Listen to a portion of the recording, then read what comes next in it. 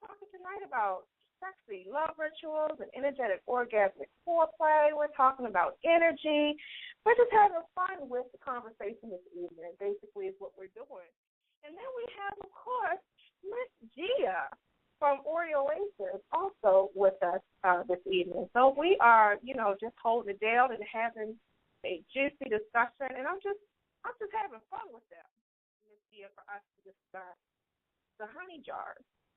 And I wanted for us to get into a little bit into the grist bags, because I know that we had mentioned that in the beginning, and someone asked me, what are the bags? What is the bags that you had mentioned? But we were talking so fast about it, so we kind of just touched on it and just kept on moving.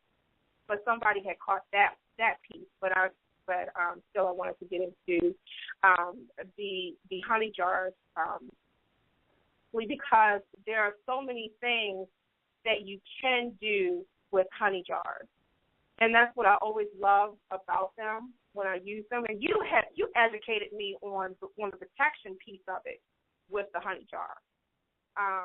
So I kind of wanted to touch on that a little bit. Whatever practice you are in, religious-wise, or whether you're into Wiccan, witchcraft, you're Catholic, Baptist, whatever the religion may be, Buddhism, whatever it is, the thing about it is when you find something that you do and you can put your energy into it, because energy is of no religion. There's no religion base. Energy is what you deal with every day of your life, regardless of what your religion is.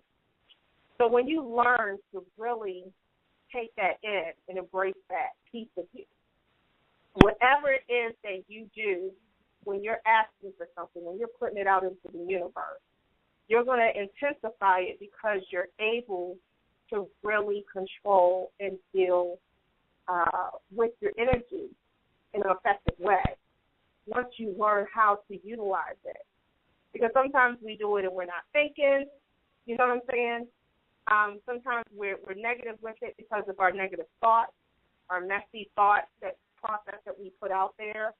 So things keep happening and keep coming to us that we don't want to happen, because we're always thinking about what we don't want. I don't want this to happen. I don't want this. I don't want to see another bill in the mail. Just different things that we think about negative-wise that keep bringing back just what we don't want. So when we start to learn to shift that mindset, whatever it is that your religion is, when you start to embrace it, a lot of the ingredients that you utilize for that is also kind of intensifying what you're doing. So it enhances and intensifies it for me, because I'm feeling all of that energy going into that candle working, going into that honey jar that I've created for whatever that ritual is that I'm doing, that specific ritual. So that's why I wanted to touch a little bit on that, Ms. Dia, because people, they want to know what it is. They're just learning, and they're trying to understand, what is all of this that you always talk about, and how does it work? All is thought. So this is the key to why most people, when they do spells and rituals, why they don't work is because it's all thought. So whatever you're thinking during that ritual, during that spell, if you're thinking, I hope this works, I'm not sure this is going to work, I'm guessing it's going to work, well, I'm just going to do this to see if this works, that's the energy you put into that. That's the energy you put out into the world. It's the same thing as the Bible says, when the Bible says, speak those things that are not as though they were, they're saying, speak into your life. When the Bible says, out of the mouth comes life and death, that's not a joke. It's literally what it means. And out of the mouth comes life and death, we first must realize that our brain is also a mouth. Our brain speaks to us before we speak anything out into the world. Even though we're speaking one thing, whatever our brain is saying to us before then is what could be the overtone or the intention in which the thing is going to manifest. So before you do anything, you have to make sure your mindset is right. This is the whole importance of cleansing, and why certain spiritual groups and certain spiritual systems says you must have your head washed, or you must be baptized, or you have to go through some type of water or something. Now, while most of them do it backwards, whereas they give you the physical washing first before the spiritual and mental washing has begun, it's supposed to be the opposite. You mentally watch your thoughts, spiritually watch all the bad habits that you have, all the fears that you have, and overcome them. And then you outwardly reflect that by taking a spiritual head wash or a spiritual bath or being baptized. That's first. So, no matter what I say, if your mindset is still the same, it will not work. I lost my train of thought because my train of thought was on that so hard. What was it they was asking for? What type of stuff? Honey jars. Okay, honey jars. We got it. Honey jars. I remember now. Honey jars. Now, because you know me, I have to give you the practical side of it first because that's all me. Oasis.com makes spirituality practical, common sense, so you can use in everyday life. Now, with that being said, when you create a honey jar, you have to know the symbolism or the understanding behind it. You know, a lot of people, depending on your spiritual system, a lot of people misunderstand honey.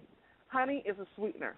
And when you and before we even get into honey being a sweetener, you have to first understand that anything manifested in this reality came through sex in some way, shape, or form.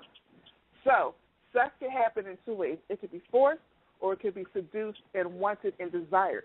Anything forced is going to be a problem. We all know that. We do not like being forced to do stuff. Nobody likes that. Right. So if we don't like that in the physical realm, in a manifested form, what the hell makes you think spirits like that?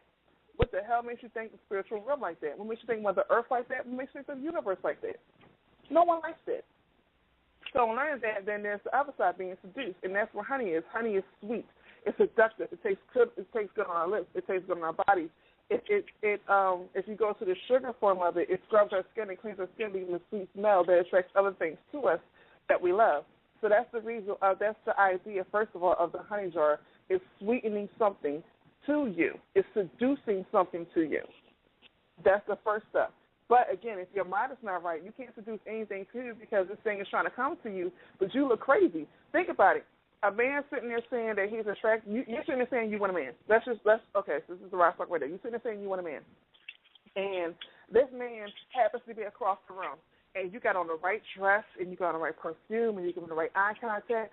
And, you know, and he's picking up on it. He's being seduced by it. He's attracted to it. Then all of a sudden, your dumb ass start walking in circles, scratching your head, talking about, I don't know if it's going to work. I don't know what's happening. I don't know if you're liking me, doing this. Look like a freaking ape out of a zoo. What do you think is going to happen? He's going to be repelled by it. It's the same thing with the honey jar. So when you're making it, your thoughts need to be on seducing this thing, loving this thing. First of all, making sure it's truly your desire and you're in alignment with that desire before you start making this honey jar. Because now when you make the honey jar, you're sealing the deal. Honey solidifies, but it never molds. I need people to understand it. It solidifies, it gets solid, but it never molds, meaning that honey jar works the rest of your life. So once you put something in a honey jar and say this is what you want to call to you, you're going to keep calling it to you no matter what, no matter how you feel.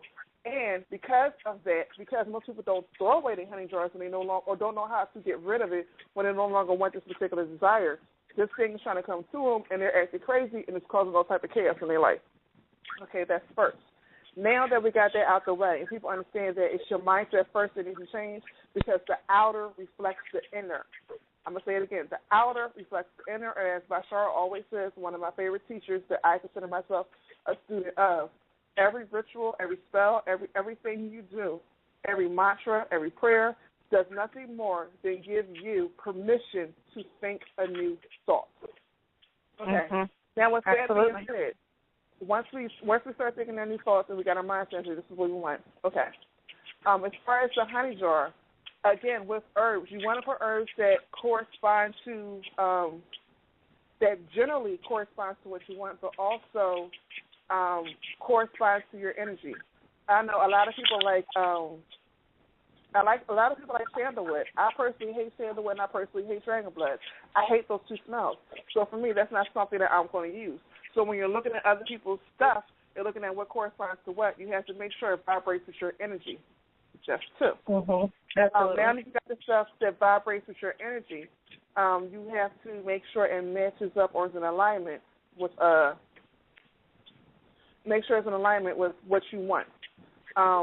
So basically, for honey jars or for quick honey jar spells, you want to put a honey jar in. You want to put in a piece of paper that what you want. And when I say what you want, you don't want to command it or demand it.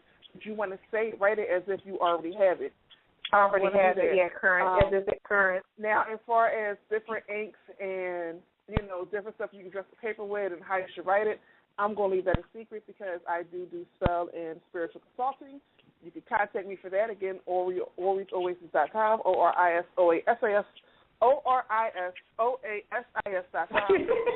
Slow down. Do you create jars for them too? Do you create jars for people? I will create a jar and send it to them, but I will not create a jar and keep charging it for them. There's a difference.